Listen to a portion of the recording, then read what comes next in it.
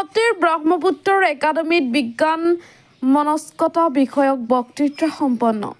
কেৱল শিক্ষিত হ'লেই যে এক ব্যক্তি বিজ্ঞান মনস্ক নহ'বও পাৰে। যুক্তিৰ আধাৰত যিকোনো কথা বিচাৰ বিশ্লেষণ কৰা, কোনো বিশ্বাসক প্ৰশ্ন কৰাৰ সাহস থাকিব লাগিব। অন্ধবিশ্বাস সামাজিক উত্তৰণৰ অন্যতম প্ৰবন্ধক। অন্ধবিশ্বাসেই হ'ল আত্মবিশ্বাসৰ প্ৰধান শত্ৰু। আজি গুৱাহাটীৰ গড়চুকত অৱস্থিত ব্ৰহ্মপুত্ৰ একাডেমীৰ বিজ্ঞান মনস্কতা বিষয়ক এটি বক্তৃতা প্ৰদান কৰি বিশিষ্ট শিক্ষাবিদ পৰেশ বৈশ্যই এইদৰে কয়। তেওঁ কয় যে বিজ্ঞানে পৰম সত্য বুলি একোকে বিবেচনা নকৰে, কিন্তু অন্ধবিশ্বাসে সদায় এটাই সত্য বুলি গ্ৰহণ কৰে। তেওঁ শিক্ষাৰ্থীসকলক সমাজত চলি থকা অন্ধবিশ্বাস আৰু কুসংস্কাৰৰ বিৰুদ্ধে জনসাধাৰণক সচেতন কৰাৰ বাবে এক সামাজিক আন্দোলন গঢ়ি তুলিবলৈ আহ্বান জনায়। বৈশ্যই শিক্ষাৰ্থীসকলক আৰু কয় যে ছাত্ৰ জীৱনৰ সময়খিনি অমূল্য। ইয়াৰ সৎ ব্যৱহাৰৰ ওপৰতেও জীৱনৰ ভৱিষ্যত নিৰ্মাণ হয়। তেওঁ বিশেষকৈ ছাত্ৰীসকলক বাল্য বিবাহৰ পৰা নিজকে আঁতৰাই ৰাখিবলৈ আহ্বান জনায়। নাৰীসকল আৰ্থিকভাৱে স্বাৱলম্বী হোৱাৰ ওপৰতো তেওঁৰ গুৰুত্ব আৰোপ কৰে। অনুষ্ঠানত বহু সংখ্যক ছাত্ৰ ছাত্ৰীৰ লগতে শিক্ষক শিক্ষয়িত্ৰীসকল উপস্থিত থাকে।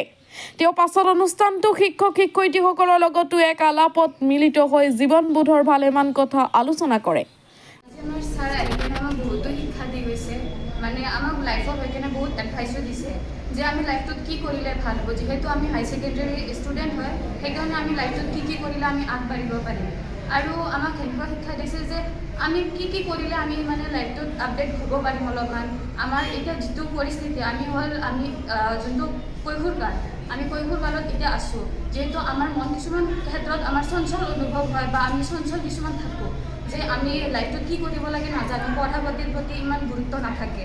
কিছুমান ক্ষেত্ৰত আমাৰ মন চন অলপমান বেলেগ ফালে অলপমান এট্ৰেক্টিভ হয় আৰু তো সেইটোৰ কাৰণেও ছাৰে বহুতখিনি এডভাইচ দিছে যে ইয়াত তোমালোকে এইখিনি সময়ত ভাল পোৱা ক্ষেত্ৰতো নাথাকিবা। যে কিছুমানে ভাল পোৱা ক্ষেত্ৰত হৈ কিনে নিজৰ পঢ়া পাতি অলপমান হ'লেও খেদাই দিয়ে, সেনেকুৱা আৰু নিজৰ লাইফটোত মানে ভাল পোৱাটো গুৰুত্ব দি কেনে বাকী চব ক্ষেত্ৰতে আগবাঢ়িবই ভাল পোৱাটো গুৰুত্ব বেছি দিয়ে।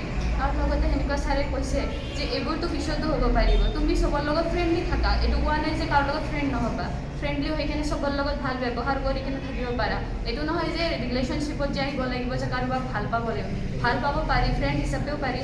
আৰু লগতে ছাৰে কৈছে যে শিক্ষিত আমি মানুহ মানে আমাৰ মাজত কি পাৰ্থক্য আছে শিক্ষিত আৰু অশিক্ষিত। আমাৰ মানে ছাৰে কৈছে কিছুমান ক্ষেত্ৰত যে অশিক্ষিত মানুহৰ মানে ভুল ধাৰণা কিছুমান থাকে, অন্ধবিশ্বাস কিছুমান থাকে, যিবোৰ আমি শিক্ষিত মানুহৰ মনত থাকে। যে আমি শিক্ষিত মানুহবোৰ যেনেকৈ আমি পঢ়ি থকাৰ কাৰণে আমি বহুত কথা জানো, যে আমি শিক্ষিত হয়, আমি জানো এইটো আমাৰ কাৰণে ভুল হয়, আমি ভাল ভুল মানে শুদ্ধ অশুদ্ধ বিচাৰ কৰিব পাৰোঁ, সেইখিনি আমাৰ তাত ক্ষমতা থাকে। আৰু লগতে মানে আমি জানো আৰু কোনটো ভুল। কিছুমানে হয়তো অন্ধবিশ্বাস ভূত বা ভূত দেৱতা এইবোৰৰ প্ৰতি বহুত বিশ্বাসী হয়, কিন্তু আমি শিক্ষিত মানুহবোৰে জানো এইবোৰ একো নাই। ছায়েন্সত যিহেতু এইবোৰ প্ৰমাণিত হৈছে, এইখিনিতে মানুহ বক্তব্য